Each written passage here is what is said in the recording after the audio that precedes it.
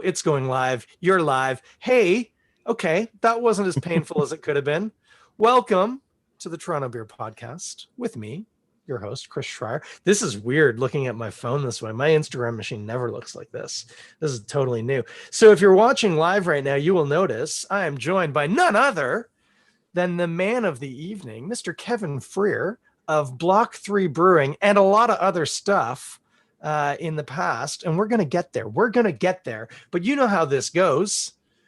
Well, first of all, hey, Kevin, how you doing? I'm well, man. How are you? Yeah, I'm great. Thanks. Good evening. Glad we made it. Look at this. It's only 9:03. It's almost as if I've done this before. I haven't. Technology, man. When I did this with Dan earlier, my rugby buddy, and previous to that with George, I didn't even do anything on Instagram. And with Dan, I just pointed my phone at the screen and let it pick up the ambient sound from the speakers. It was not high tech. That was not high tech. But here we are. Okay. Yeah, you can promote my podcast anytime you want, because holy moly, this is the most concurrent people I've ever had on Instagram. And I was telling you, I said, oh yeah, we got to do the Instagram to entertain the 4 or 5 people who tune in normally. We're at 13. Okay. So what are you drinking right now, Kevin? Why don't you tell us, and I'm going to get out my beer. Will you tell us what you're getting into? I am about to crack one of our Hellas. It's one of those beers that we just kind of have around all the time. Light, easy drinking lager. There you go. I'm not opening it though. But that's kind of my go-to if I'm just like having a beer. I don't want to think about it. Man, it's rock solid. Just nice, easy drinking beer, right? It's what's going on with the malts in that? There's something a little bit crackery more than I'm used to in a Hellas. There's a little more character, a little bit. It's not just straight 2-row, is it? No, it's Pilsner malt, proximity Pilsner malts. And then we use a little bit of carafoam and then a tiny bit of acid malt. That's our water in KW is very, very hard and very alkaline. So you got to acidify everything. Right. That's fair. Sorry, yeah. I just burped too. I don't know if you were burping or coughing, but I was burping. We did it in sync, apparently. Nice. Well, I myself, now, for those of you who didn't know, I didn't promote it because I ordered late, and Kevin snuck my order under the gun, I think. But Block 3 did do a Toronto run this past weekend, which I always love. This is I love the whole beer delivery thing out of COVID. I know it's awful that we had to resort to this, but the knock-on effect for the consumer has been like unbridled access to beer that literally just shows up at your door, which is just perfect. So I grabbed a bunch of stuff, but for me tonight, I'm gonna have this. I've had it already. I think I might have even had it at the brewery, possibly at some point. But this is the what's the exact name here? Vienna Lager, the Village Lager. I love a Vienna Lager. So much so, when I used to make saisons, I would always use Vienna at least, and often a bit of Munich as well. But I called it the 4-to-3 ratio. And so I would do about 15% of the malt bill would be Vienna and Munich, and that 15% would be split 4 parts Vienna to 3 parts Munich. I found that was just about right in my books. But I love a straight Vienna lager. Now, is it all Vienna? It's probably partially Vienna, right? You didn't go whole hog on this, did you? No, yeah, you're pretty spot on there, man. It's half Pilsner and then a split between mostly Vienna and then a bit of Munich, and then we do actually add a little bit of crystal just to adjust the color. Yep. Yeah, man, nailed it. Well, I didn't necessarily know that was what was happening here, but there is, Vienna and Munich, they're similar, but if you know what you're looking for, you can tell when it's Vienna, and I like Vienna a lot. Never been to Vienna. Yeah, I think that beer just fills out like, some people want like something maltier or a little more amber. It just kind of fills out a portion of the portfolio, and honestly, I should drink it more than I do. I kind of pass over that a lot of times for the Hellas, but it's a really nice beer. I think it's really nicely balanced. It's super clean. I just, for some reason I always pass over that for the Hellas, but it's one I should actually revisit more often. It is nearly brilliantly clear. Like it is no trouble reading through it. I bet if it weren't Vienna, it would be like sparklingly clear. It's this is not your hazy boys, guys, and I like it. mm. Yeah, there's something I've never been able to get quite the right wording for what it is that I love about, especially Vienna, but you get it off of Munich too. The only descriptors I come up with, I think what I'm getting is it's more like it's triggering memories or something. I don't know. Um, but there's a musty isn't quite the right word, but something almost like old tent canvas quality to Munich that just, I don't know what it is.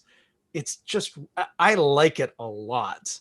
Um, and I've never been able to put my finger on it. I mean, you get the obvious. There's like carameliness, bit of maybe pumpernickel bread qualities to it. That stuff's all, that's you could read that on the internet. But there's a characteristic that I get off of Vienna, especially that, yeah, tent canvas, which I know does not sound attractive, but for some reason it works. I like it. Yeah, it's easy to overdo. Munich, I think a lot of people, especially when you first start out homebrewing, you're like, oh, I want to add in this like malty, bready kind of like crust of bread quality to my beers, and then you throw in a bunch of Munich, and then it goes a little bit over the top. Um, yeah. Munich can get out of control real quick. I remember I was judging a homebrew thing one time, and somebody had made, I think it was a Dunkel, and it was 100% Munich. And it was, it was something. It was something. It did not get rated well. Let's just go with that. It did not mark well. There was, the advice was, might want to temper that with a little bit of two row. And by a little bit, like 60%. yeah, right. I remember having a conversation with another brewer, and they were like, "Oh man, there's this malt called Red X, and apparently you can use it up to 100% of your malt bill." And I was like, "Just don't do that." Yeah, you could. You know what else you could do? One time I was homebrewing, and this is trying to think of how to build out the backstory. Without getting into too many details, I had a generous brewer friend, still good friend. And when I was heavy into homebrewing, he would often say to me, just tell me what you need, swing by, I'll throw it to you. I'm not going to point fingers. I'll tell you that this was a brewery who my homebrewing predilection would represent like the loss in cleaning out the auger in the mill kind of levels of production. And so I would just go by evening, kind of after the packaging line had shut down, and got to a point where I could just kind of go in and help myself, which was nice. Except that I knew that often the grain bag would be open, but they were really good at more or less keeping what it said on the grain bag was what was in the grain bag. And I can't even remember. I think we were trying to brew like just a pale ale. It was just some kind of pale ale, I think.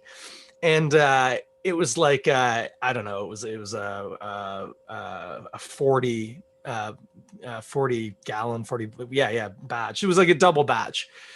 And I can't remember how much, 20 kilos or something, maybe 18 kilos of two row.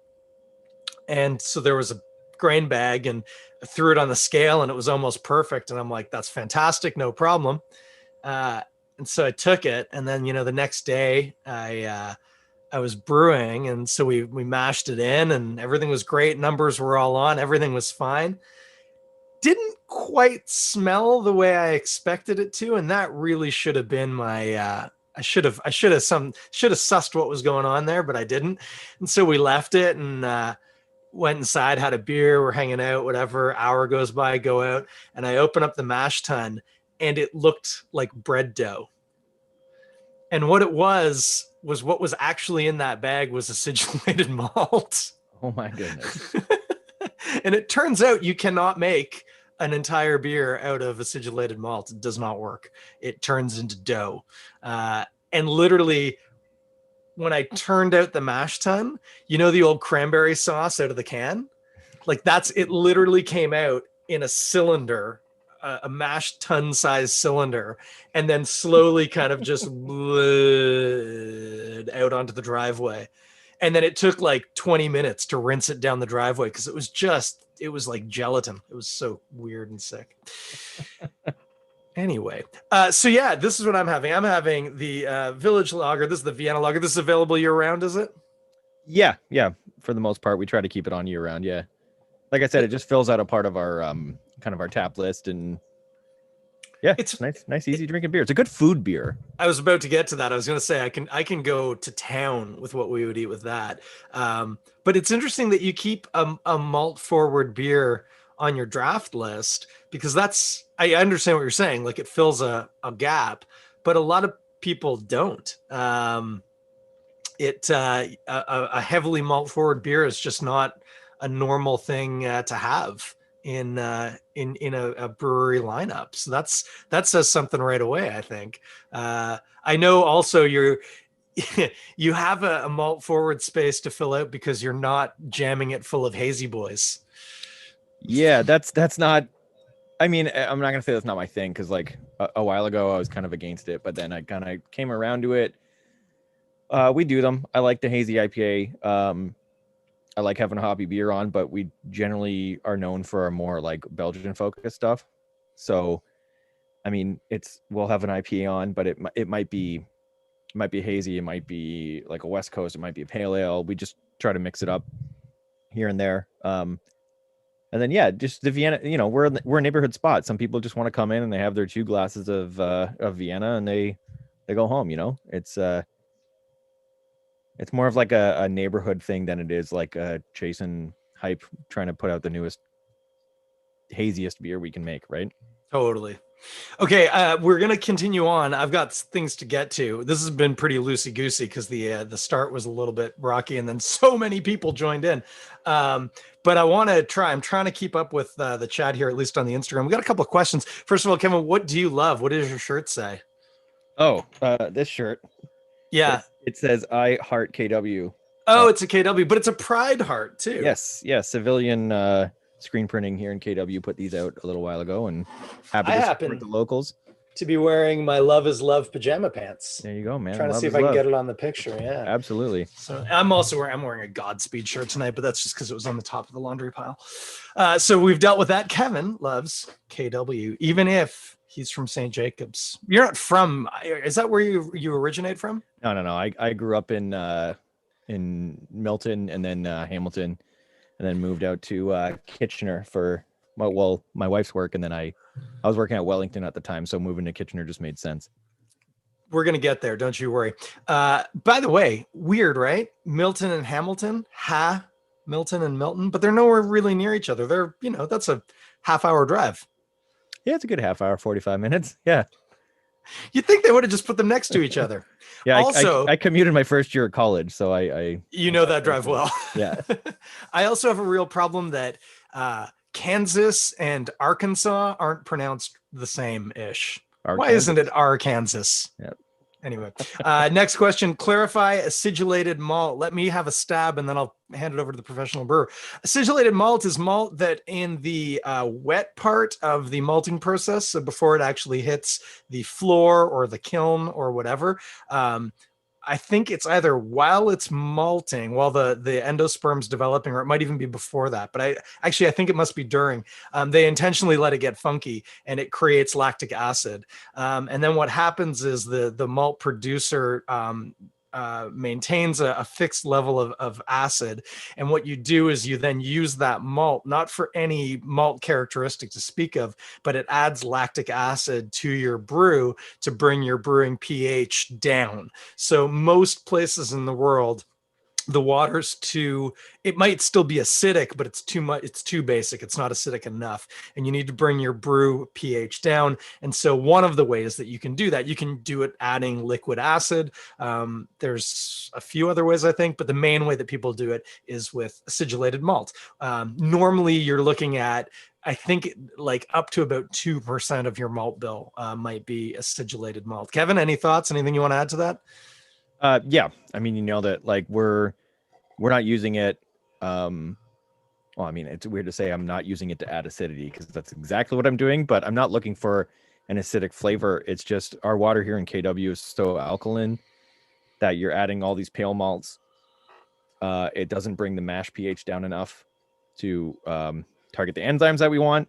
So we'll add a little acid malts, and then it just kind of makes, your finished beer, if it's too high pH, just tastes a little like flabby, little wide. It's kind of hard to explain, but like once you kind of want it to finish dry and a little bit acidic, and that makes it like a little bit crisp, a little bit more drinkable.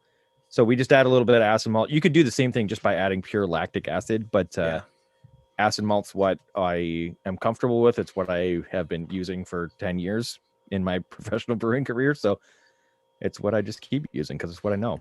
I'll also point out, and thank you for mentioning, I was saying you want to bring your brewing pH down, but I never specified why. And of course, it's because in the mash, you're intentionally leveraging some enzymatic activity, and it works better at certain pH levels. And so you're trying to get into that window. I'll also point out, and I forgot to mention this, one of the reasons for the prevalence of acid malt is, of course, the Reinheitsgebot. You can't put liquid acid into a beer if you're adhering to the Bavarian purity laws. Hey, let's not get into that. I know there's a whole can of worms there. But that's why one of the reasons why acid malt exists is it allows you to adjust your pH without using an additive. Under the Bavarian purity laws, you can't add an acid like that, but you can add a malt that has naturally been acidified. So that's where it comes up. Somebody, I've lost it here, but it's in the list somewhere, said lagers are nice, but have you ever tried a barley wine? Yeah, I've tried a barley wine. You ever try a barley wine, Kevin? I've made a couple. I think I saw who that was. I think that was my friend Steve-O. Or it might have. Oh man, it's Steve-O and Outcast Brewing. I was about to say, Outcast says they're fermenting an imperial stout with Escarpment Dark Abbey right now. Sounds tight. Yeah. Outcast is a small brewery out in Calgary, and they're making some pretty fun stuff. And we've been talking about doing a collab for a long time. And I mean, obviously, COVID put a stop to that kind of thing. But yeah, you can't really do a physical collab anymore.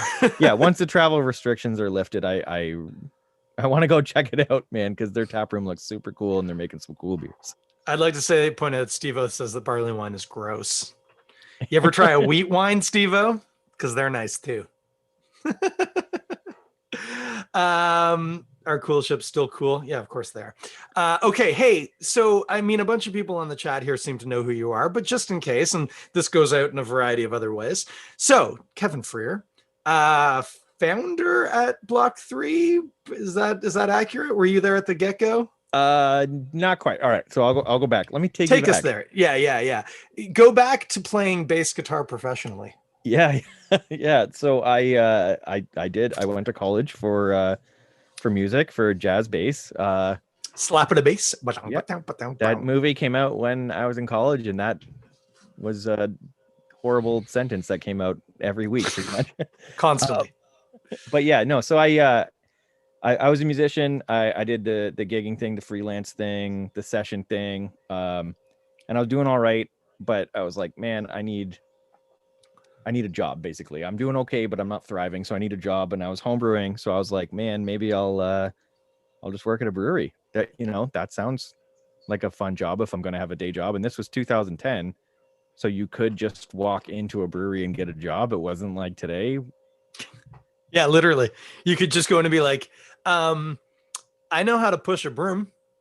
They're like, you're hired. Yeah. Oh yeah. I literally did not know what a gasket was. I didn't know what a clamp was. I knew nothing. But this was at Magnata Brewery in Vaughan, and I think the head brewer there, Simon, I think he took a little bit of mercy on me because he was also a musician. He was in a pretty famous band in England called Lindisfarne. If anyone wants to go Google that, they were pretty huge.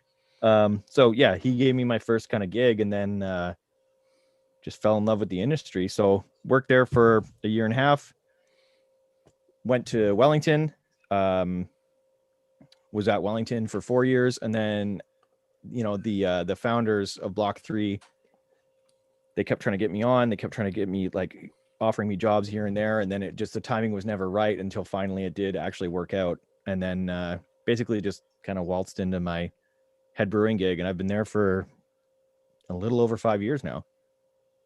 It's pretty Actually, good. coming up on 6 years, I think. Oh my God, I'm getting old. Yeah, no, that seems about right. That seems about right. And so Block 3 in St. Jacobs, I mean, one of the more delightful towns in Ontario. Yeah. St. Jacobs is quaint. Definitely quaint. It is definitely quaint. I was saying, I was helping. Well, no, I wasn't helping at all. The kids were being tucked in, and I was causing a ruckus, basically. And I said, "Okay, I gotta go. I gotta jump on this podcast." And I was saying to my wife, I said, "Oh, I'm interviewing a friend, and so if it kind of runs, because sometimes this can. By the way, this can run a little late sometimes, as I'm sure you can imagine. It's a lot easier to keep it under 20 minutes when it's just me. But when I have a friend, all bets are off. I said, whatever. If it runs late, just go to bed. I don't care. And my son was like, "Oh, who is it?" I said, "Oh, a friend of mine, Kevin." And he said, "Oh, Uncle Kevin," because we have an Uncle Kevin in our life. And I said, "No, not Uncle Kevin." I said, "But you know what? I don't think you've met him, but do you remember the brewery next to the model train exhibit Oh yeah. that has crokinole boards?" And he was like, "Yeah." And I was like, "Yeah, he works there." And he was like, "Oh, cool. Okay, yeah." So he approves. I know you have no control over the model train exhibition, but he does love the crokinole boards. So that's something. Yeah, the crokinole boards. I had literally not ever played crokinole until I started at the brewery. I'm still not entirely sure what the rules are. Yeah, me neither. I don't think anyone does. Yeah, I have no idea. I don't know when you score. Like I know that there's points and rings and there's a hole, but I've never known if you're supposed to try and get into the hole, because I feel like once you're in the hole, how does it even get you out? It's counter sunk in. Like I don't understand this game at all. But it's fun because you get to flick things. Normally, it just turns into a game of like crash up derby. Exactly. Yeah. I don't know. Kids love it. It's great. Cool. So Block 3, St. Jacobs, as already discussed, you guys do a pretty decent selection. By the way, I have a hello from Brazil. Can't wait to try the Canadian brews. Well, hello, friends from Brazil. That's a new one to me. That's probably the furthest afield we've made it in this season. As discussed, I know you do some IPAs, and you had a notorious streak of being anti-hazy boy for a while, not necessarily in production, but just in concept. But you do an array, but you do a lot of barreled stuff. And here's the question, and I still don't know if I ever pronounced it right. I know it's not pronounced foder, but that's how I always say it. You guys have some of those things, right? Yes. So we were pretty early on in adopting the like oak age sour beer thing. So we did. I say fooder. Fooder, yeah. Maybe foder works. It's not an English word, so Yeah, it's Dutch, right? whatever works. Yeah. George Eagleson told me it rhymes with hooter. Footer. That sounds exactly like something George would say. I know, right? Yeah. So we got on that pretty early. We have probably over 100 oak barrels. We have a cool ship too, so we do spontaneous beers, and those are starting to just come out now. We're kind of known for that, but it's a small part of our overall yearly production, and it's a massive amount of work. So it's definitely a labor of love. And it's not profitable. Absolutely not. I always love it. I'll see on people's on breweries, friends of mine, breweries, Instagram or whatever, and they'll be like, "Oh, we're dropping this new beer." Da da da da. We aged it in French Chardonnay barrels. It's a saison on Brett. And it was aged in these French oak barrels.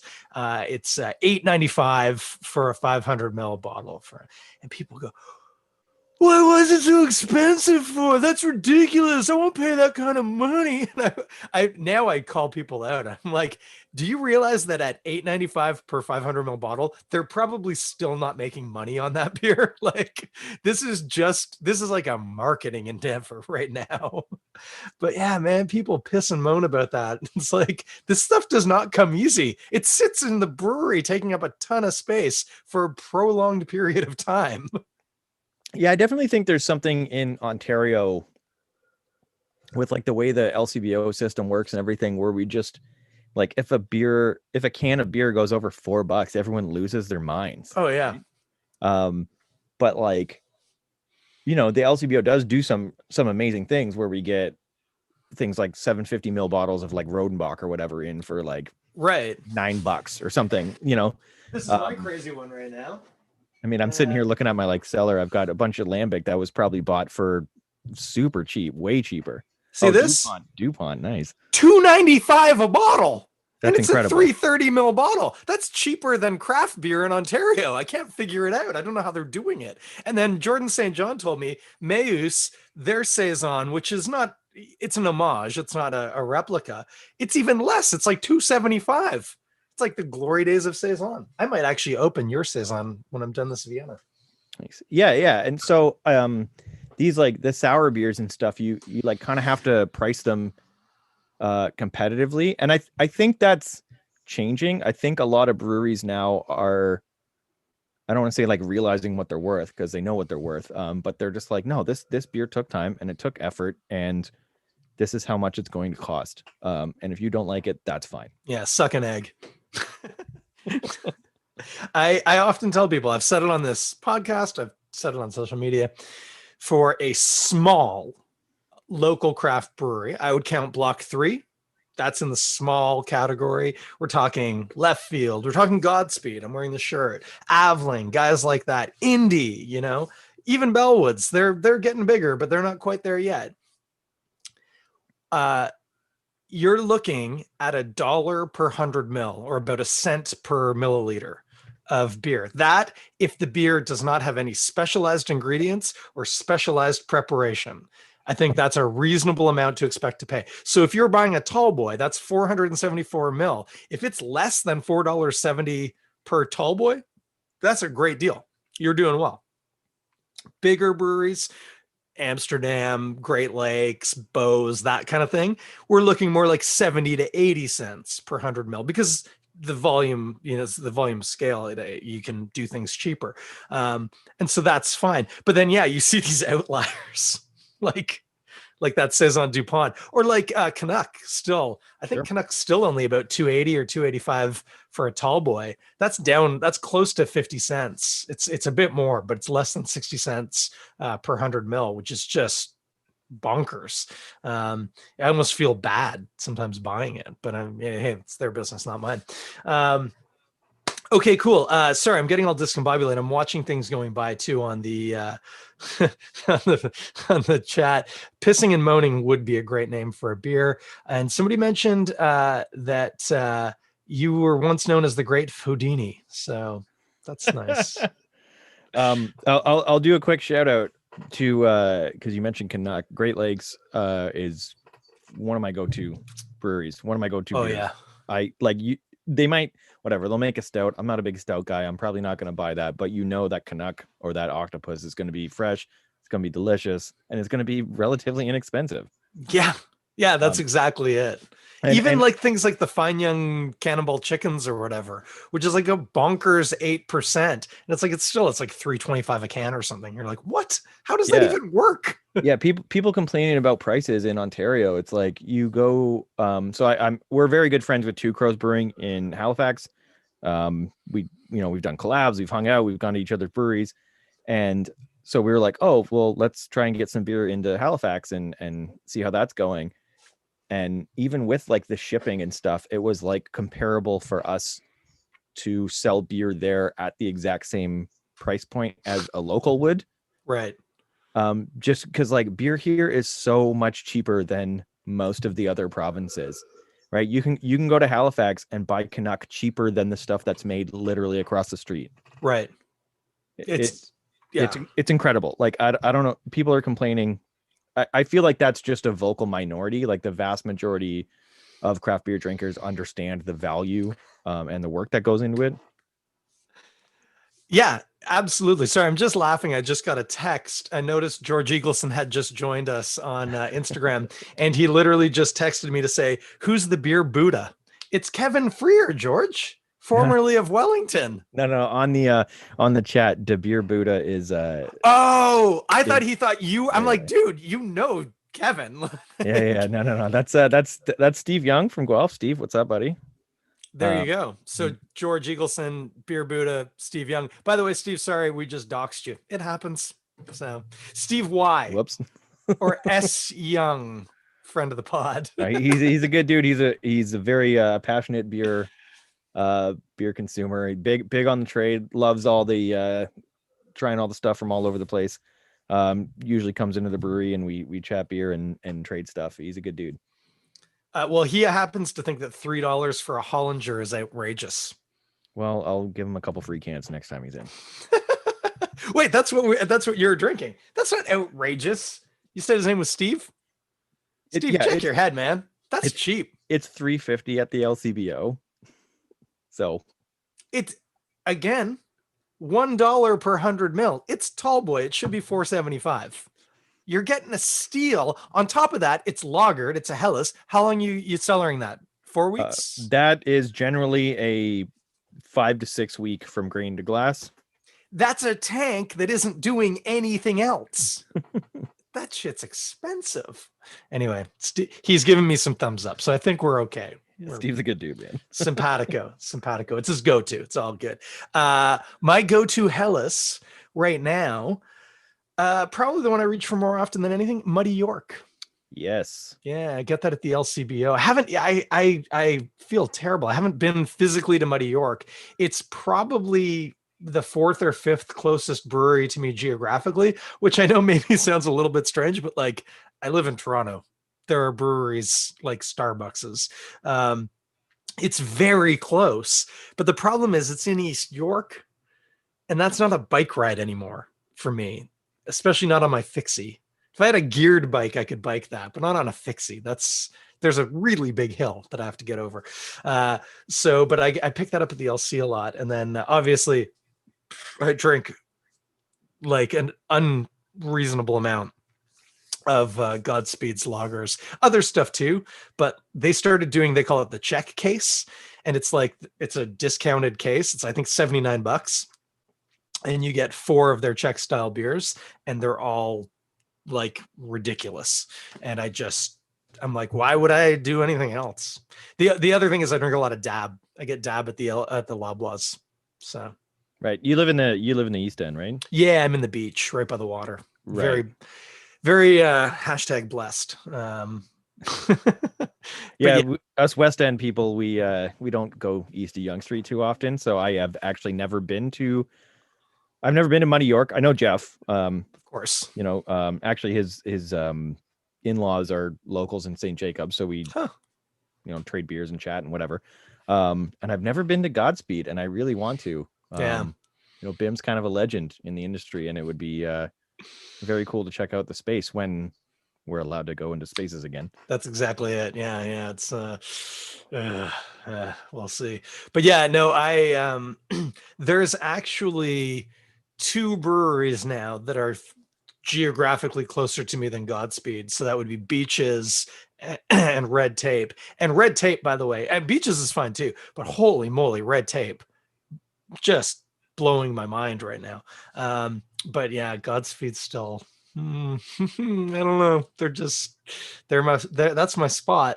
Oh man, I like Godspeed. I miss going into Godspeed. You've never been, so you can actually lust after this. But it's an open kitchen. It's not even an open kitchen. It's like the kitchen is in the dining area basically. But they have a 2-sided sort of chef's table area. There's like 4 or 5 seats along one side, and then like 3 maybe on the other side of it. And what's funny is I'd gone to Godspeed maybe once or twice, just quietly. I try not to be too much like, I don't know if you know, but I'm super popular within bloggers in the East End of Toronto. I'm probably the 4th or 5th most influential blogger between the Don Valley and Victoria Park. So try not to do that, obviously. but I got in a couple of times.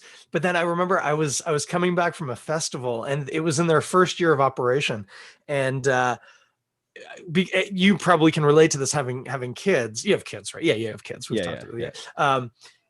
Sometimes it's still kind of early and you kind of want to go home, but you also kind of can't, because you can't kind of into the house when the kids are still awake. So you have to blow time. And typically I would go to Castro's and I would just sit and drink soda water or something like that and wait until 10 and then go home. But I thought this one time, I thought, oh, I'm going to go into Godspeed. Going to go into Godspeed, and went in, and it was very busy, and the only seat available was at the chef's table. And so I sat down, but then I started talking to the guys who were working the line. Never met any of them before in my life, but I, by training, am a chef. Like, that's what I did. That's what I learned. And so we kind of started chatting, and I was asking some questions, and I was asking questions that I knew they would suss. And then they were like, "Oh, are you a cook?" And I was like, "Well, I used to be." And then so Yeah, we yeah. kind of became friends. So my actual original into Godspeed was through the cooks, and specifically through Ryusuke, who's the head chef. We kind of hit it off. I have a motorcycle, and he loves my motorcycle. He used to have a similar bike, and that's how I connected in. And it was like I hung out with Bim through other people, but I'd never really met him. But like, my original connection to Godspeed wasn't beer at all. It was the food. It was crazy. But anyway, that's neither here nor there. Hey, I'm gonna slug this guy down, and I'm gonna open your saison. Why don't you tell the kids watching a little bit about the saison, and I'll be right here. Sure. Yeah. King Street. So, like I said, I didn't start the brewery. I was brought on a little bit later, but my good friend Brian started the brewery, and when he said, "Hey, man," so we worked together at Wellington, and he's like, "Hey, I'm gonna go start this brewery." Our this is 2013. Yep. So he says, "Hey, I'm gonna start this brewery, and I'm gonna make our flagship a 4.5% alcohol saison." And I was like, "That is very dumb. Don't do that." Um, That's probably good advice, if I'm being honest with you. yeah, no, I mean that's crazy, right? And then I even have the handwritten brew sheet from the first brew day. We still have it, and it just took off. Like I St. Jacobs, for reference, is a town of about 5,000 people, but it's just outside of Waterloo, KW, Kitchener Waterloo, and in Waterloo region, there's probably like 700,000 people. Like, it's a pretty big Yeah. region, but this is like this little township just outside of it. It's also seasonally populated too, right? Because of the schools, pardon me. Yes, that too. Yeah, yeah. Yeah. There are two universities and a college in Kitchener and Waterloo.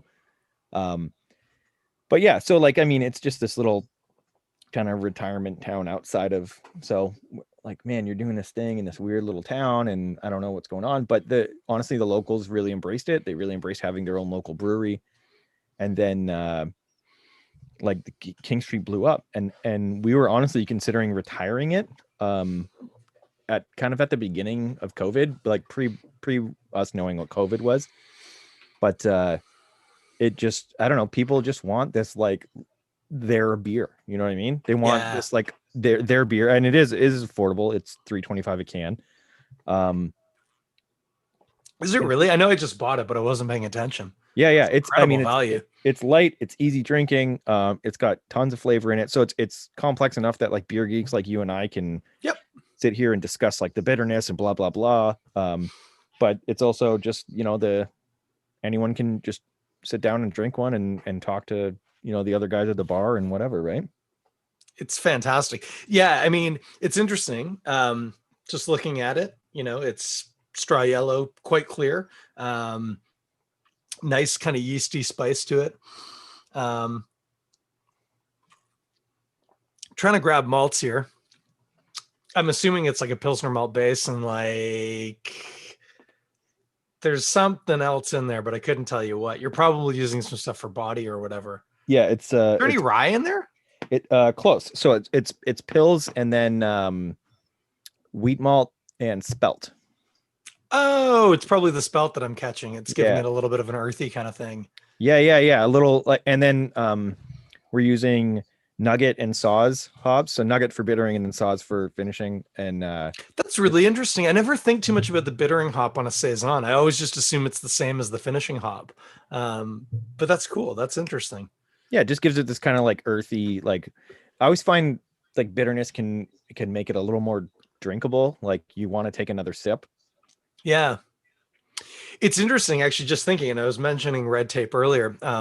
The celebration saison that I didn't drink last week, discussed in the app, it has ginger added to it, but between, I'm gonna guess it's actually more the saws and the yeast.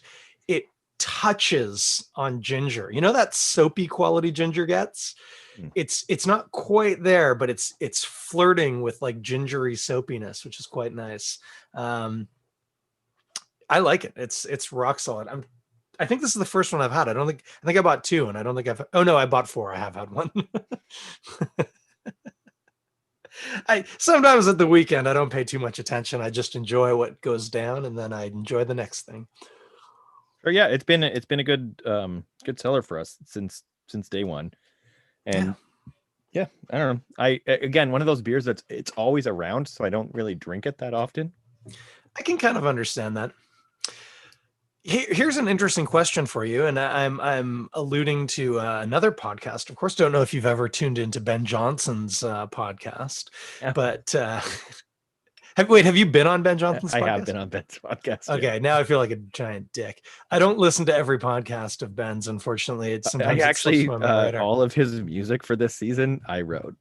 Really? Yeah. I was wondering where he got that from. I was like, man, he's got some good songs that he obviously got royalty free somewhere. Yeah. That's delightful. No, because I was off injured, my podcast consumption went way down, and now I'm trying to catch back up on a bunch of things. But when he discussed, I think when he was talking to Bim, and then he mentioned it when he was talking to Lackey and Ian about how Bim was just, he was asking him like, oh yeah, like, so what are you drinking right now? And Bim's answer is just like, I don't know, man, what people leave me at the brewery. Like, I drink a bit of my beer and I drink a lot of things that people leave at the brewery. He said it in a much more generous, polite way, but that was basically the message. So is that a thing that you also get to enjoy? Do you get people come by the brewery and be like, here, try some of this, try some of that? And you end up just being like, what am I drinking tonight? Oh, interesting. Oh yeah, I know those guys. Cool.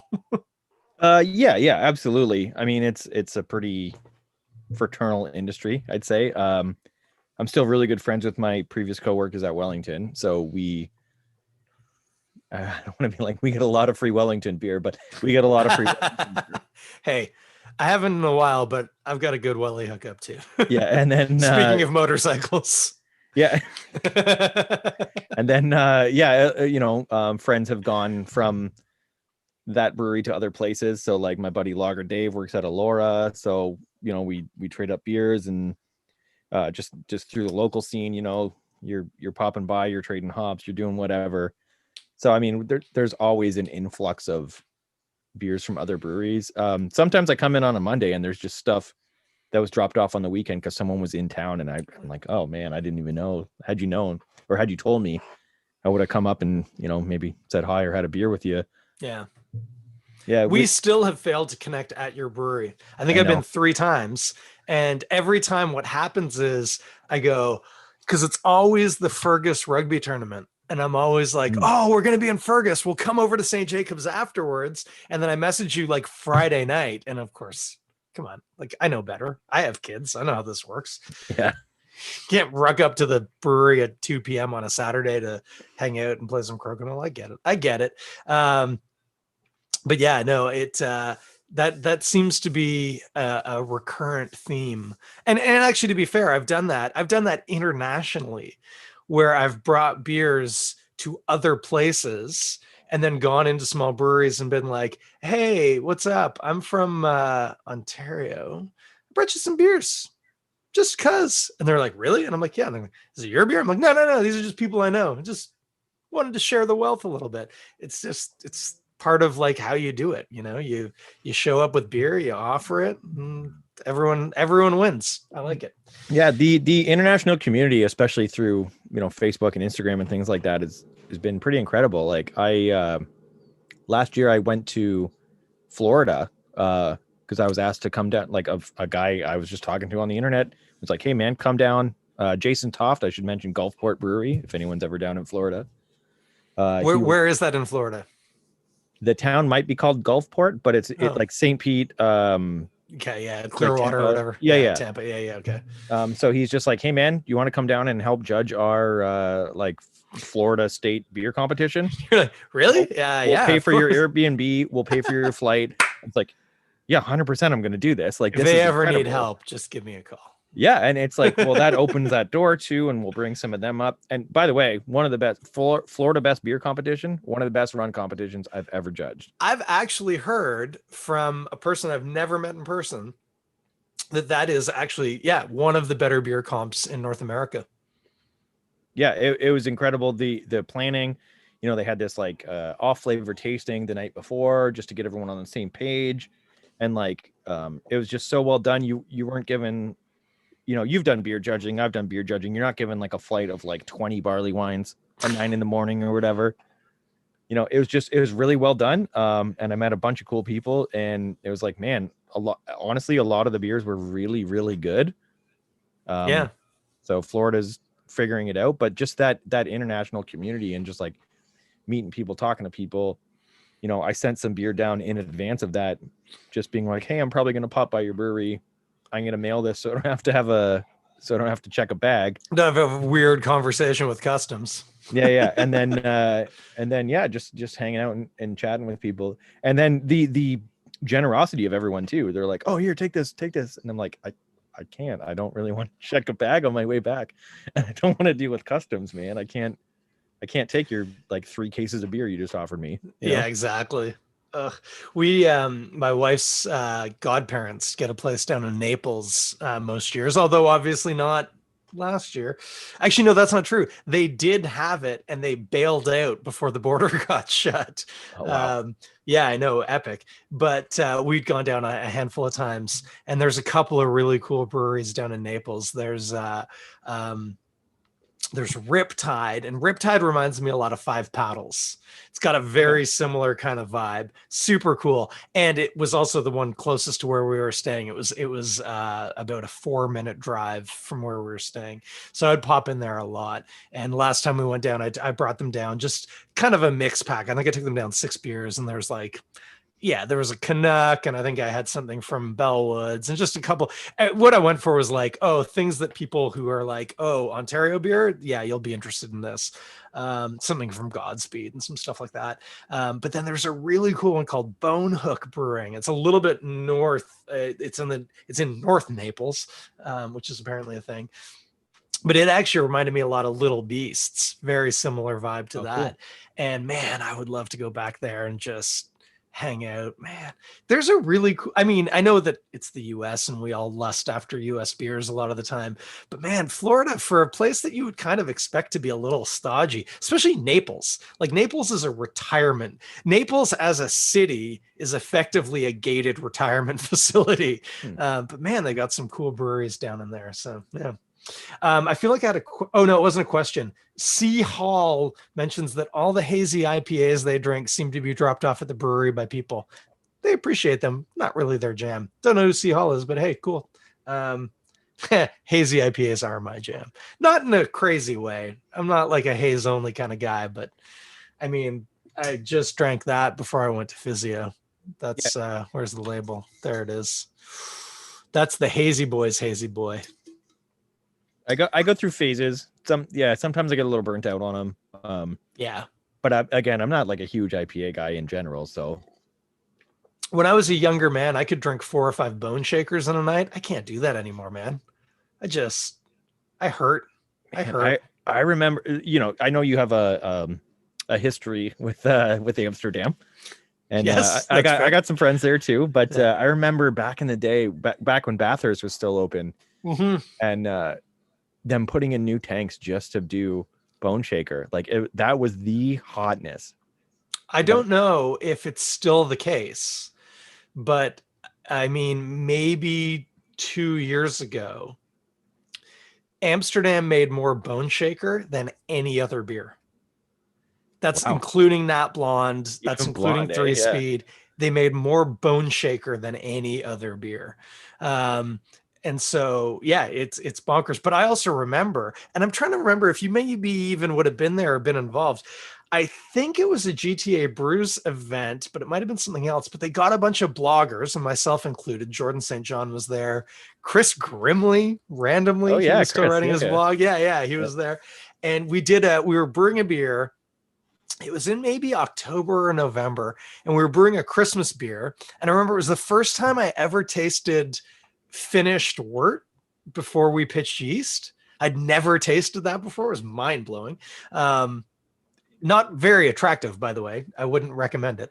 But that day we were brewing actually on Erica's homebrew setup. Ian had brought Erica's homebrew setup into Bathurst for us to do this beer, and but at the same time, I think I got to check this with Ian, but I am pretty sure it was the first time they brewed Bone Shaker on the full size system, which at Bathurst was small, right? Like I think it was a 20 heck or a 15 heck Yeah, brew house. I want to say it was like 20 or 30. Yeah. Yeah.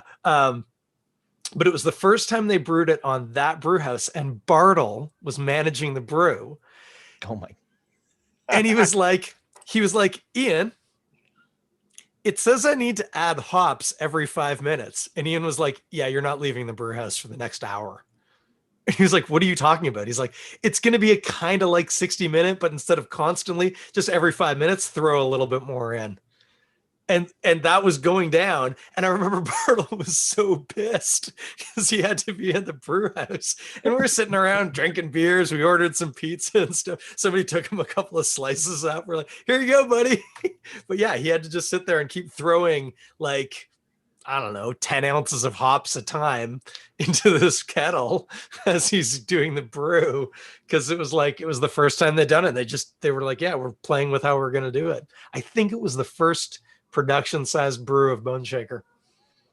Man, that's that facility has seen some shit. Oh, hey, there's a cat. Hi, cat. What's your cat's name? That's Nova. Nova. Hello, Nova. Oh my god, she has nails. Thanks for not sticking your anus into the camera, Nova. That would be the normal cat thing to do. Okay, I think I had some questions here. I've skimmed past them. Chris, are you 45V? 45 volt? I don't know what 45V is. That's from your buddy Steve. Don't know what that means. Sorry, I'll figure Steve. that out later. Clarify if you want, buddy. I'm still listening. Nope, that was it, actually. Somebody said something about malt supplies. Oh, that's Steve again. I don't know. I'm trying to keep up with this. Okay, here's a question for you. I know that you're not super constrained by the corporate overlords at Block 3, which is a good thing. By the way, is that still Hollinger you're drinking? Mm-mm. No, something different? No, sorry. I moved on to a cider from Revel. Oh, very good. I like Revel cider. Yeah. Sometimes you got to mix it up, man. Totally. I drink wine sometimes. I like it. What? I know. You mean hybrid, right? No. So I know you don't have a ton of constraints, but I also know that you have a brewing schedule you have to then keep to or whatever. So not thinking like, in 6 weeks or 12 weeks, you're going to be making this, but is there something you would love to attempt in brewing that you just at the moment can't do? Like what's your white whale of brewing? Ooh. So there's a couple answers to this. I'm gonna go with the one. The first one is I have never made like a pastry stout. And you want to? I don't know if I want to. I'm just intrigued by the process. Right. Yes. Of doing like like a whatever 8-hour boil and then topping up with malt extract and having this like 40 Plato starting gravity and 20 Plato finishing gravity. I am intrigued by that process. That's fair. I will probably have, my little 4-ounce sample when we're packaging it and then never, ever drink it because that's not the type of beer I like. No. I'm yet to have a pastry stout that I've thought I could really go for another. Yeah, but I'm intrigued by it, and I think like, I've had some from very high, um, what lauded breweries that are like talked about and traded and whatever, and I'm like, yeah, okay, cool, that does taste exactly like this cake or whatever they're going for. So I guess I'm just like, I'm not an adjunct guy, so I don't really know how to use a lot of those like crazy flavorings, and that's a challenge, and that's kind of what intrigues me about it. And then I guess the other one is just like, I'm very intrigued by the blending process of lambic. Sure. And I mean, we do have a cool ship. I do have 3 years of sour beers, and because that's kind of looming on me right now, like that is where a lot of my energy is focusing on. So I'm trying to really just like hone in on what I want out of that process. And do I want it to taste like Cantillon? Like, it's never going to taste like Cantillon, but where do I want this project's direction to go? And that's a big part too. Hmm. Have you ever spent any time with wine blenders? I Like have, gone yeah, for I a know. blending day? Yeah. Yeah, I know some winemakers, and man, anyone who's like into beer, go drink some beer with winemakers. Totally. Because they use some words where you're just like, pardon me, like it's so different, the language that they have, and what they like. And they, the joke is, it takes a lot of beer to make wine, because you Yeah. bring a case of Helles or a case of lager to a winery, then they'll hook you up and they'll show you all the dirty little secrets. Huh. But yeah, it's a totally different language, something that we would call like an off flavor. They're just like, oh no, that's just, Terroir. yeah, terroir, or volatile acidity or whatever. Like, Yeah, yeah. But on the flip, they hate Brett. So that's a weird one. I'm surprised they let me even in their breweries. I know, because you're covered in the stuff. I use bread all the time, but it's That's just it's awesome. it's just a different process. And honestly, like a lot of the fruited sour stuff we do is more similar to winemaking than it is to making beer. Totally. Now, I've got a couple of the sours in my fridge. They're kettle sours, are they? Were they Fickle Mistress? Fickle Mistress, yeah. Yeah, so those are kettle sours. We try to put one out per month, with a different fruit. Yeah.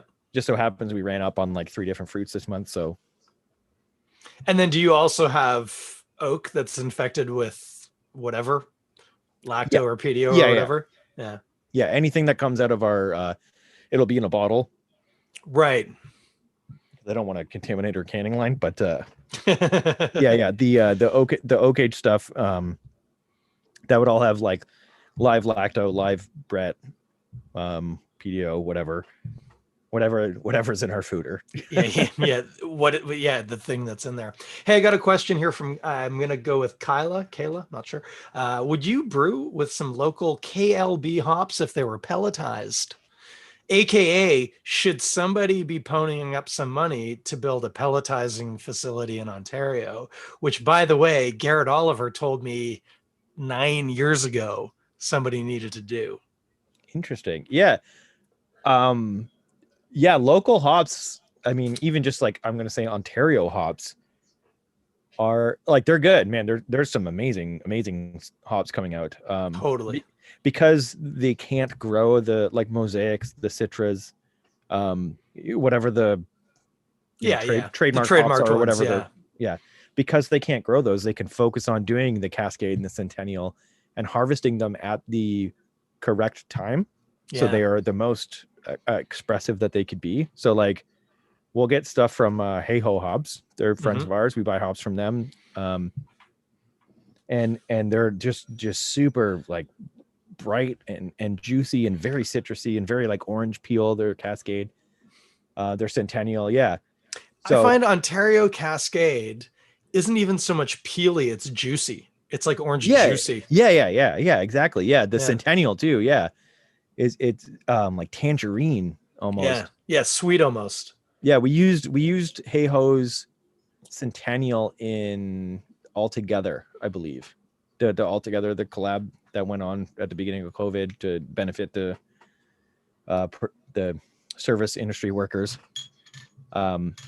Yeah, and I just thought it made a huge difference because they can focus on that specific thing instead of trying to make sure that their like Citra and Mosaic contracts are fulfilled. That's right. So just as a quick aside, because just in case anybody's listening and doesn't understand this, there are a bunch of hops that are trademarked, copyrighted. I'm not sure. They're protected anyway. You have to pay a licensing fee to grow them, basically. So it isn't just that you have to buy the rhizomes or however you're going to propagate them. You also have to pay a fee to the original producer to grow it. And Citra's one, Simcoe, no, not Simcoe. What did you say? Citra, Mosaic.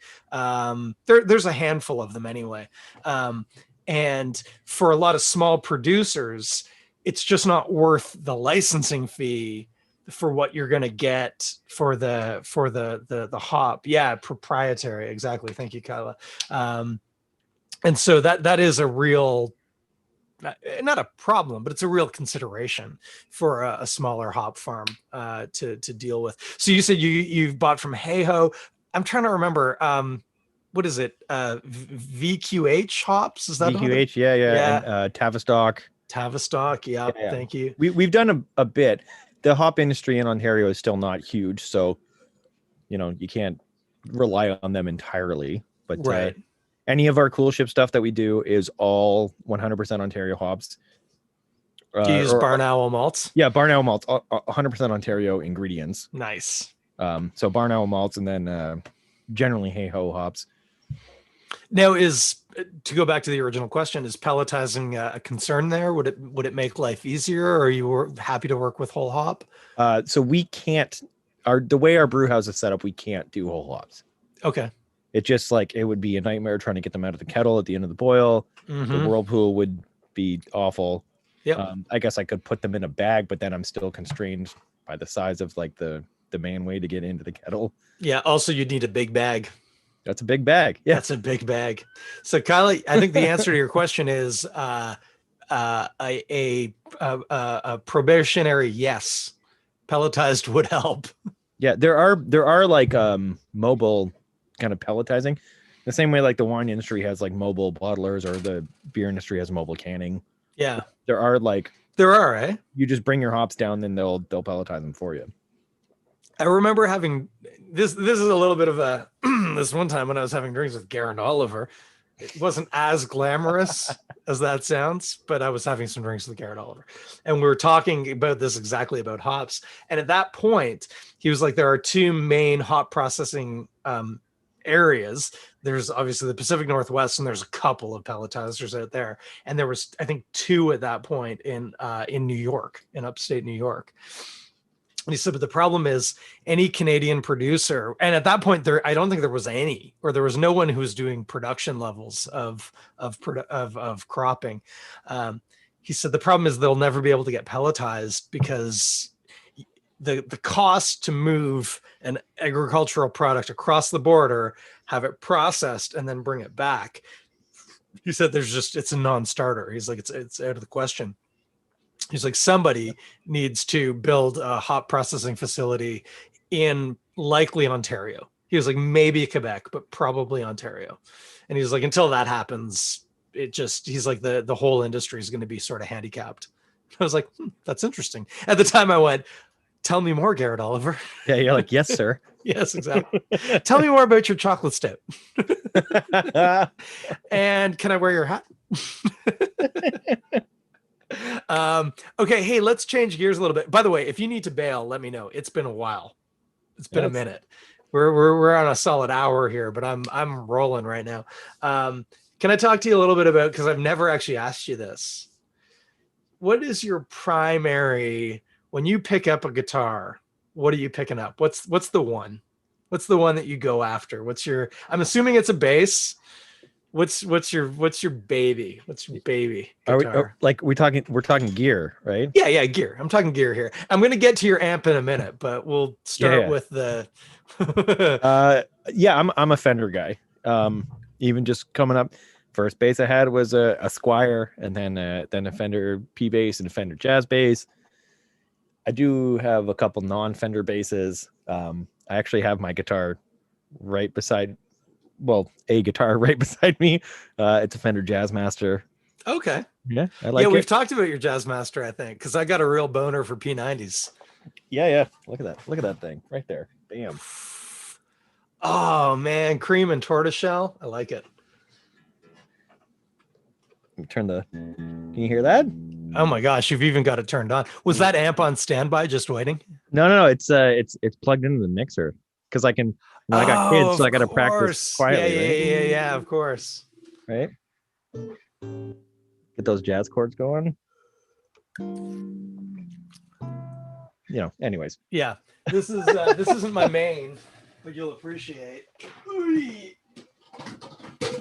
want to sell this one. If anyone wants to buy it, help yourself.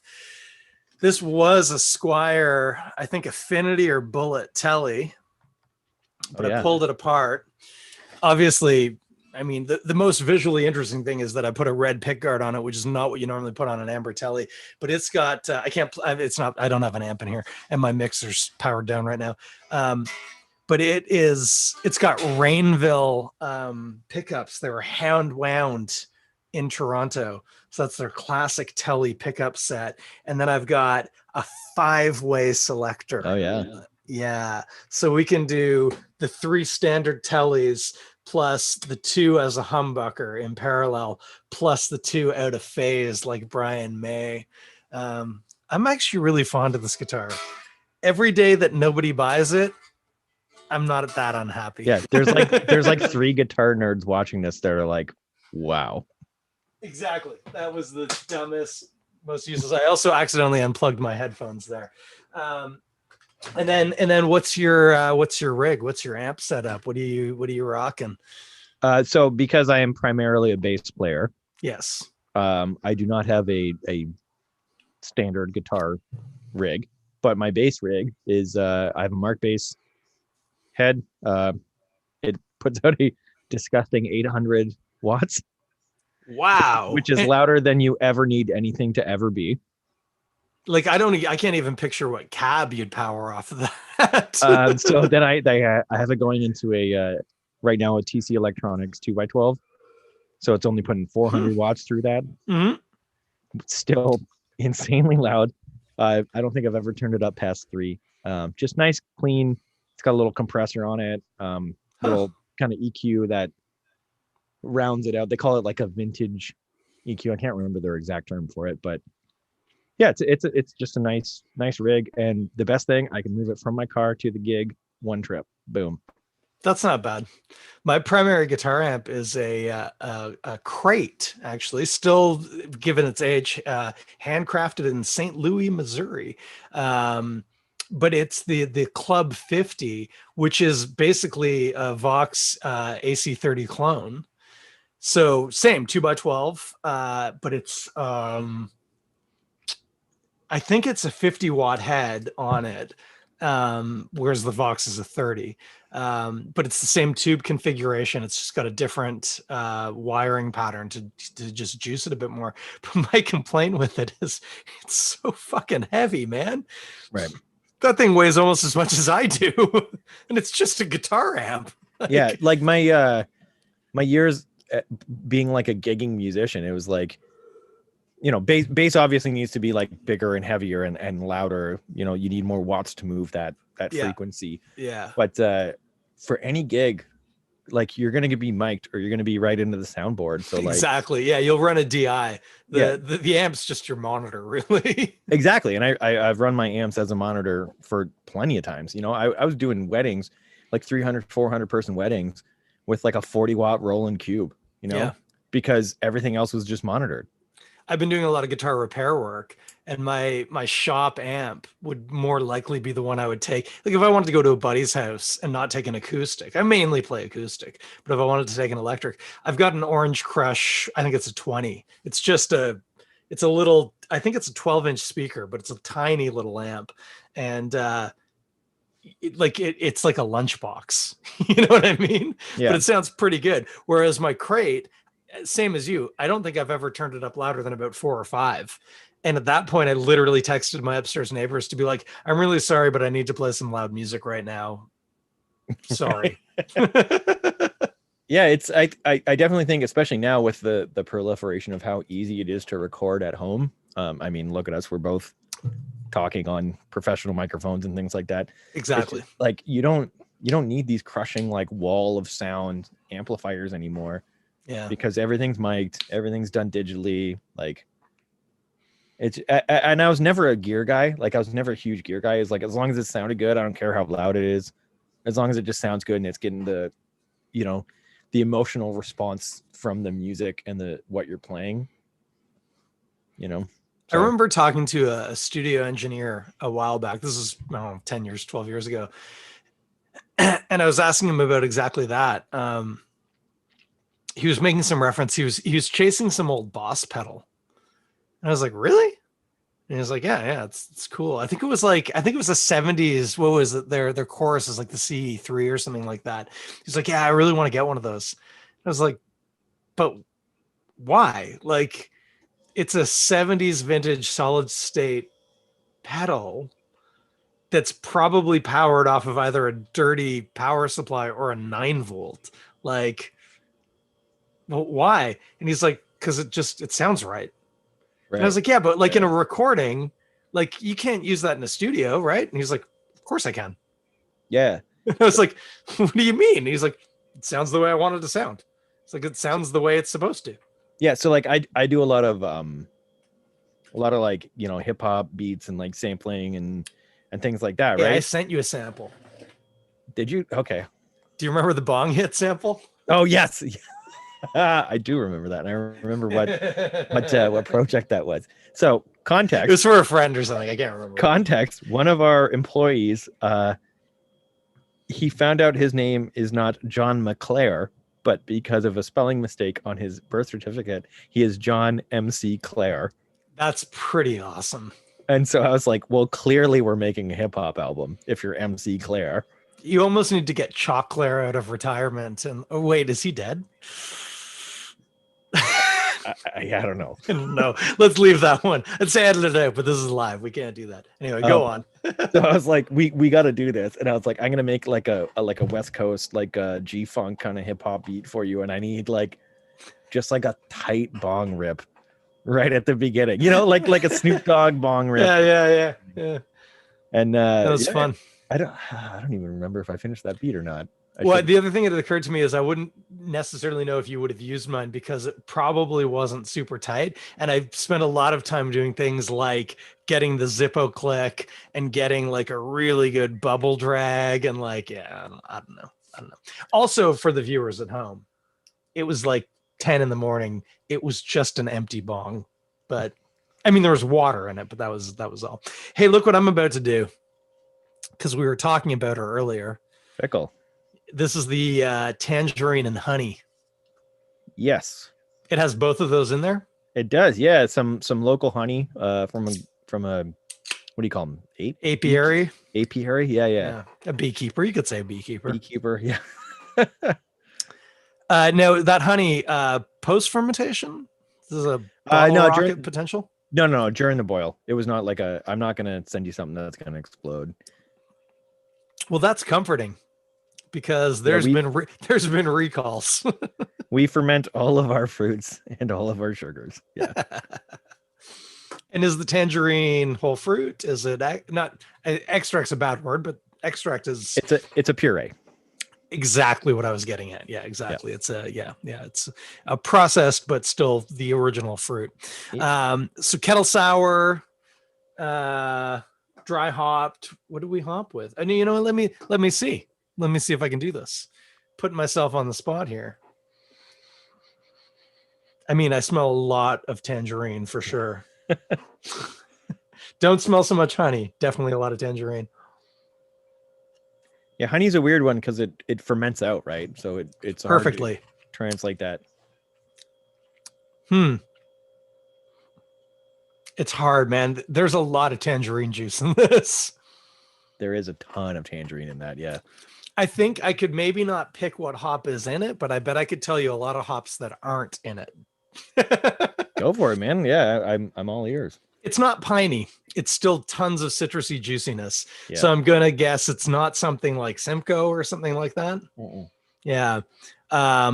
I mean, when I used to brew homebrew, I would put Citra. I used to say Citra's like salt. You just need to add a little Citra to everything just to elevate it a little, but not too much. Otherwise, then it becomes a Citra beer, and anybody can do that. Because we're so jacked on the fruits, is there El Dorado in there? There's not. So that beer. Thanks, by the way, for jumping in, because I was going to spend a lot of time being like, what about this hop? What about this? This is a hop that has some tangerine qualities. Strata? Is there Strata? No. Fickle, the base for Fickle, super easy. Base malt, a little bit of wheat, Citra and Mosaic. Okay. Citra and Mosaic is not something that's ever going to offend anyone. Nope. That's a dope combo. Yeah. And then depending on what fruit we're doing, and if I have the foresight of what fruit we're doing, we will kind of adjust the dry hop or the whirlpool hops as needed. And do you remember off the top of your head, was there something unique in this, or was this still just Citra Mosaic at the end? That one's definitely just Citra Mosaic. Like they're all Citra and Mosaic. It's just like we probably would have dry hopped that one less because we were getting like the citrusy fruit. Yeah, the tangerine is so prevalent. I could believe there's Mosaic in there. Mosaic, the way I always, whenever I successfully pick Mosaic, it's more of the berry notes that I get out of it, which I'm not getting any of. Like, I'm like, this is citrus, it's tangerine. Like, yeah. we probably dry hop that very little and just like hit it super hard with puree. Like I'd have to go look. I don't remember the dosing rate on the puree, but yeah. It's fantastic in that.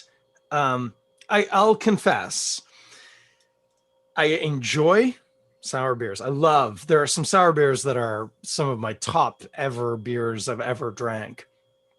But the prevalence now, especially of kettle souring, the accessibility of it means that often I get somebody offers me a kettle soured beer that I'm like, okay, like I can objectively think about this and talk about what's going on. But did I like it? No, not really. Not my jam. But this guy, the sour qualities of the beer are running in tandem with the tartness of the puree, and that's great. The worst thing for me, I hate it when I have a kettle sour when I'm aware of how acetic it's become. When you've got a real acetic quality to the beer. I know some people love that. And hey, I'm not going to yuck your yum. But for me, I'm just like, that's getting into like challenging. That's when it's like, you have to work to enjoy it. And I'm like, I just want to enjoy it. And like this one, I'm sure there's some acetic qualities, but they're not dominating the fruit characteristic. So I think it's great. I like this a lot. Thank you. Yeah. As you say, the problem with honey, it's perfectly fermentable. It just goes. It's the same with maple syrup. People are like, "Oh, I put a kilo of maple syrup in this beer." And I'm like, that was a lot of money you just spent on something that will just dry the beer out. You could have done it with candy sugar. Yeah. So we there's the Elmira Maple Syrup Festival, which is like the most towny thing I can ever describe. But so there'll be like, 40, 50,000 people in Elmira, Ontario, which is just north of St. Jacobs. Yep. In the one day just to do maple syrup stuff. I never really got it. Like, I don't know. I'm not from this region. So I will say I love maple syrup. Yeah, it's insane. And we will make a batch of our Sugar Bush Brown Ale with maple syrup. And people are like, "Oh my God, I can really taste the maple syrup." You're like, "No, you can't." Like, whatever, maybe they can. That's great. We sell 20 barrels in a weekend, so I'm totally fine with that. Yeah, it doesn't matter. It's great as long as you enjoy it. People they drink with their eyes, they drink with their ears. If you tell them there's maple syrup in it, and you're being honest, like, yeah, of course there's maple syrup in there. Yeah, there's actually even like a maple syrup exchange in Elmira, where you can like just you can buy a drum, like a 200-liter drum of maple syrup. It's incredible. Which, by the way, I can't do the math off the top of my head, but we're talking about thousands of liters of maple sap that went into that barrel. Oh yeah, it's like a 30-to-1 reduction. Like, I know tons of people who have like sugar shacks now. Ugh. Because I live in this region now, I know tons of people that do that, but 30-1. I remember having oh, what beer was it? It was Sammy made it up at Stardust. It was a maple syrup beer anyway. And I remember drinking it and I went, like, I think I was with Sam when I drank it. I went, what the hell, man? Like, did you put maple syrup in this post fermentation? He's like, no, of course not. He's like, it would explode. And I was like, right. I'm like, how did you get so much maple syrup flavor in here? He's like, we use a maple syrup extract. He's like it's maple syrup, but it's a chemical distillation of the flavors of maple syrup. Yeah, He's sure. like, it's not maple syrup. It's the things that make maple syrup taste like maple syrup, and we put that in the beer. And I was like, yeah, it tastes a lot like maple syrup. And he's like, yeah, that shit ain't cheap. Yeah, I mean, and it doesn't translate well, so You have to be looking for a beer that tastes heavily of maple syrup for that to work. But no, I like this a lot. This is great. This is I don't know if you perused my order, but I didn't go heavily on the Fickle Mistress, just based on my own predilection away from the sours. But I could drink that a lot. This is really nice. yeah, I like we've kind of drawn back from the like super sour. Yeah. And that's, I mean, maybe that's just part of my own like getting old and getting heartburn and stuff. But like, yeah, totally. I know, but totally, right? Yeah. I don't want to wake up and be like, oh, I drank too many of those sours last night. Yeah. So I think it just makes it like a little more approachable. You want it to be acidic, but not sour, you know? Totally. It's funny, actually, in much the same way that a lot of people treat hops. It's really, I say easy. I know functionally it's not easy, but it's pretty easy to just make a pretty sour beer, but it's a lot harder to find like a workable balance within that. And that's pretty solid. Okay. I want to let you go because it's getting late, but I got one more question for you. Yeah, man. I did mention it.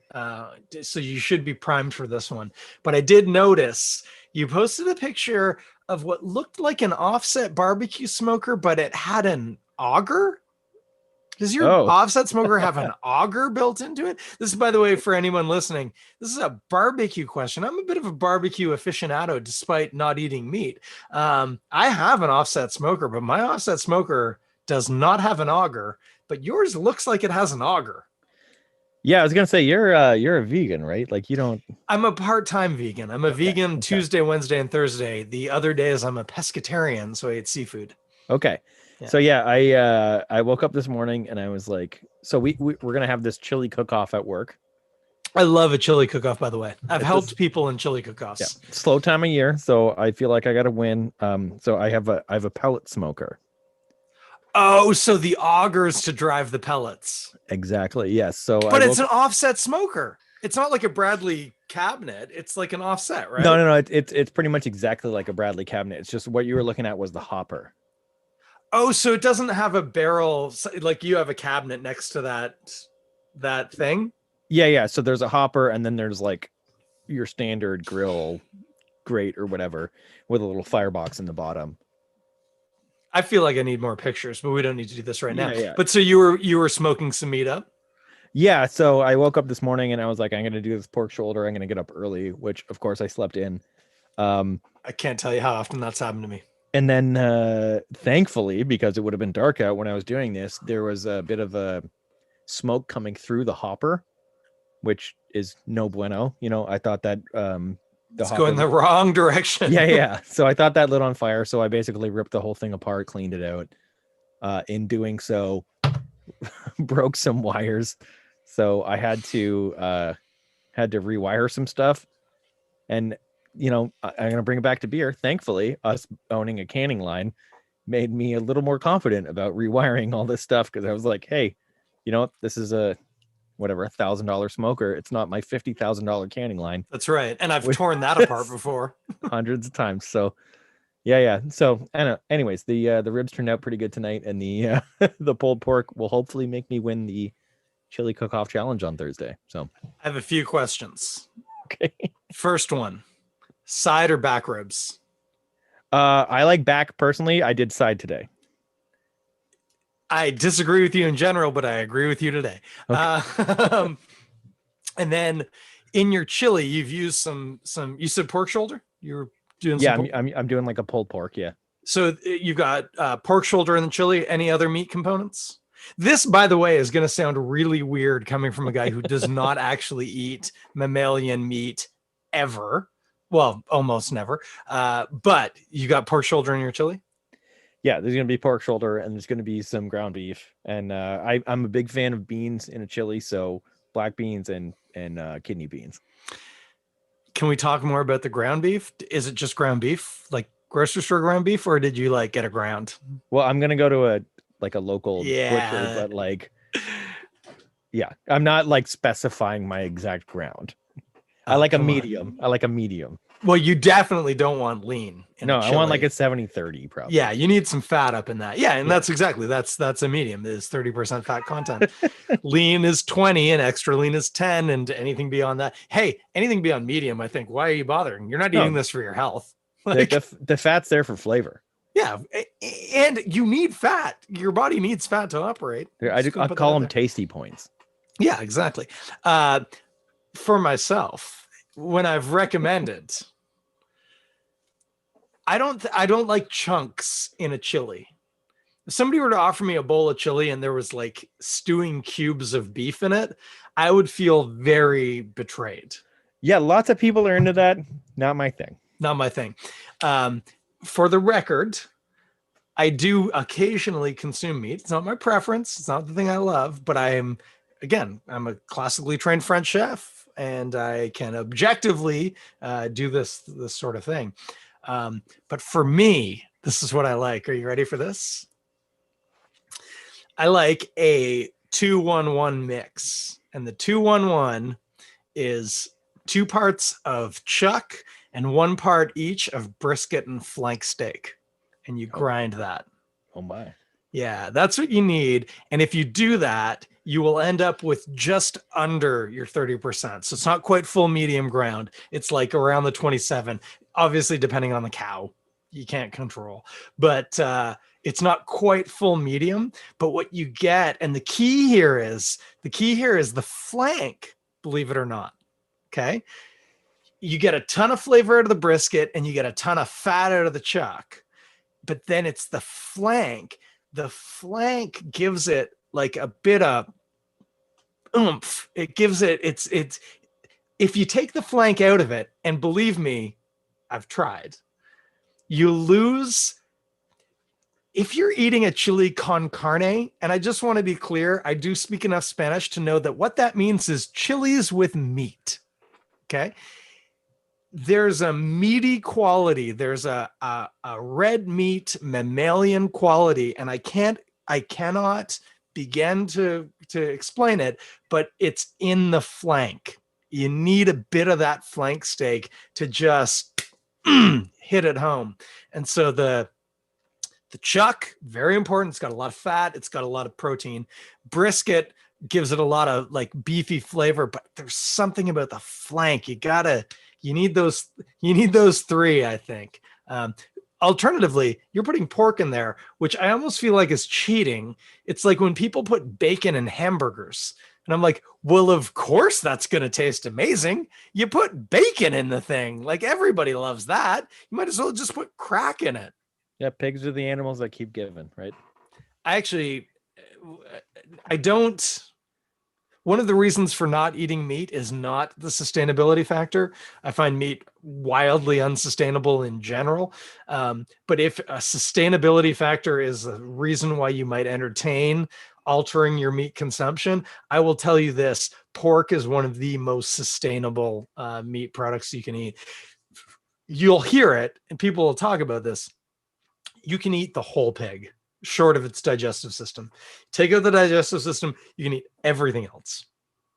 It is one of the most sustainable meat products out there. So you just have to do it. That's the flip. You can't just eat pork chops and pat yourself on the back and be like, oh, I'm doing okay. I had pulled pork the other night. I had pork chops this night. No. You got to eat some offal. You got to eat the hoof. But pork is wildly sustainable. It's great. I could go off on a wild pig chase. Yeah, pig chase about we're in farm country out here.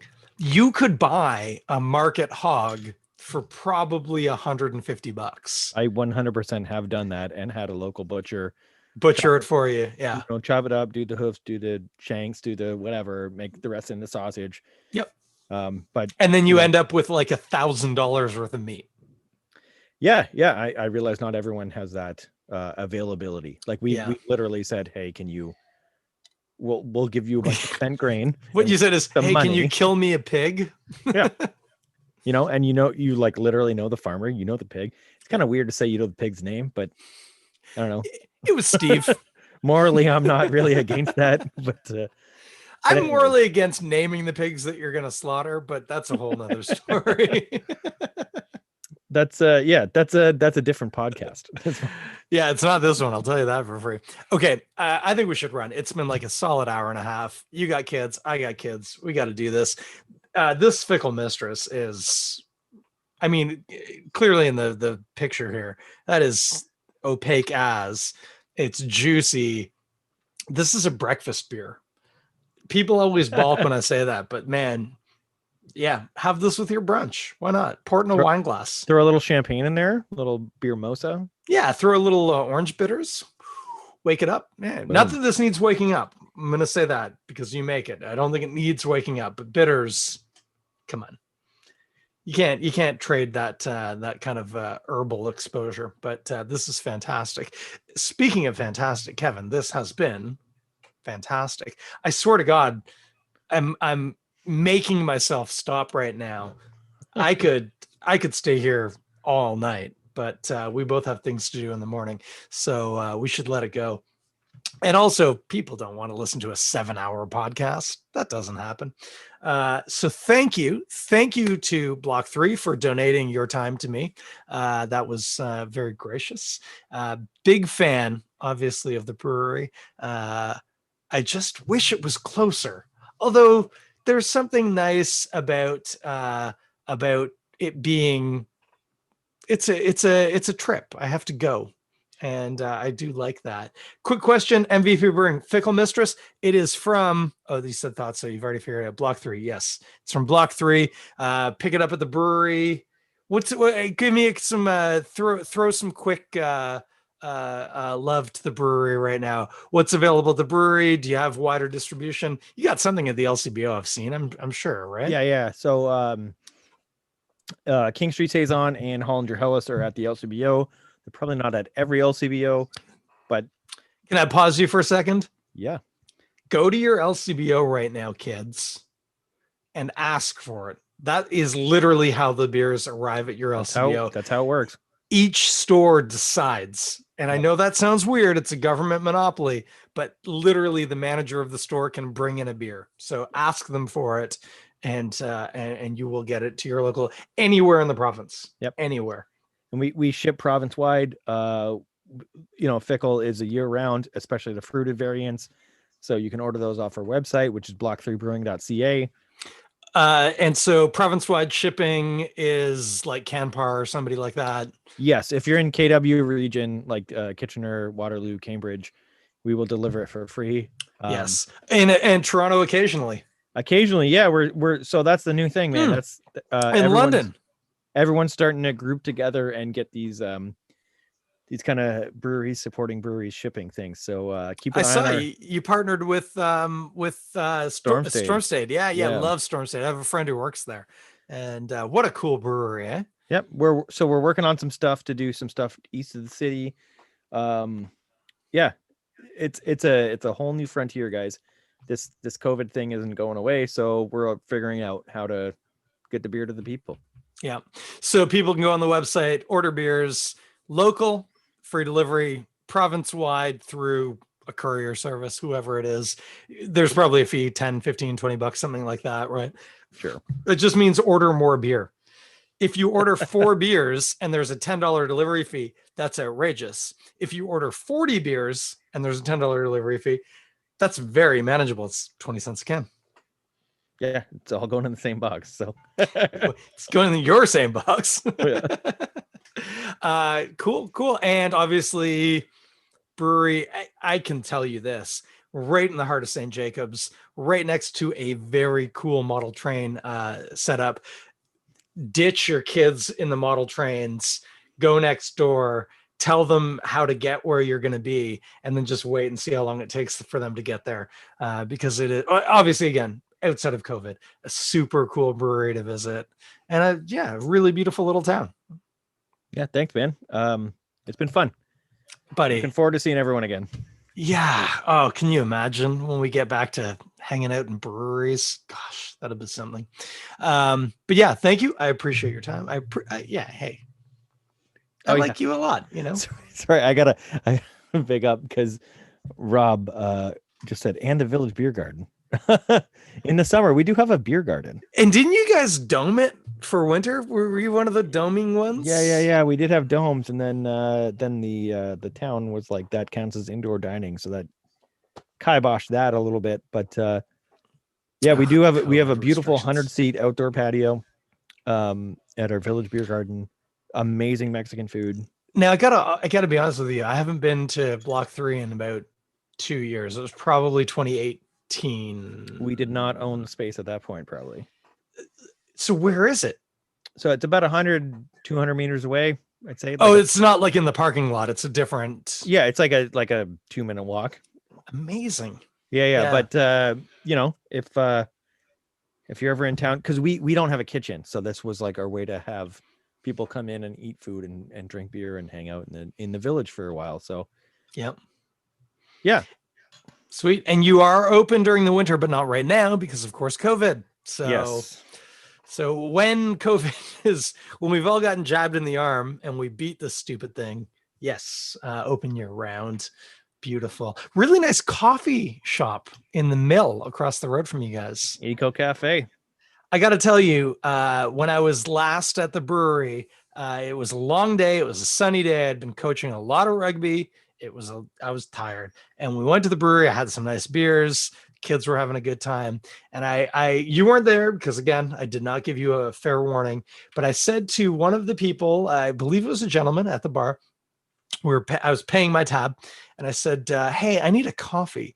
And he said, "Oh, there's a Tim Hortons, blah blah." I said, "Hey, no. I said, what I need is I need a coffee where I feel like I've been taken advantage of once I've bought it." And he said, "Oh, it's right across the road. It's called the Eco Cafe or whatever." I said, "Fantastic." And I walked in and they had like 3 varietals, and one of them was from Nicaragua. And they seemed really big on like knowing the farm. I said, "Hey, this Nicaraguan coffee, do you know where it's from in Nicaragua?" And the person at the cash like held up a card and was Hinoteca. I said, yeah, Hinoteca. Yeah. Do you know which family? I said, I was just in Hinoteca about 8 months ago working on a coffee farm. And then we were like the best of friends. Man, I got to tell you, that Americano, it was beautiful. Anyway, I will let you go. Kevin Freer, ladies and gentlemen, I think this is the longest guest spot I've ever had, and we could have gone on. So thank you for joining me. Real pleasure. Chris. Yeah, thank you for having me. Oh, buddy. Literally, I'd say anytime, but let's be honest, it could get boring for everybody but us.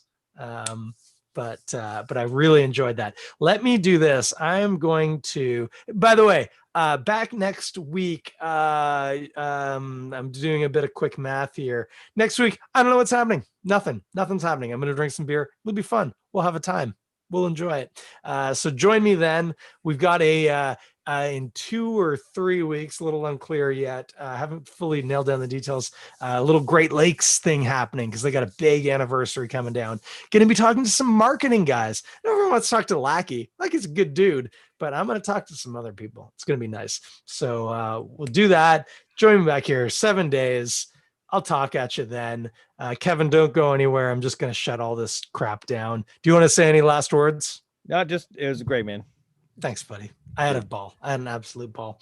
So I'm going to hit end there, and I'm going to, what am I? Nope, not that one.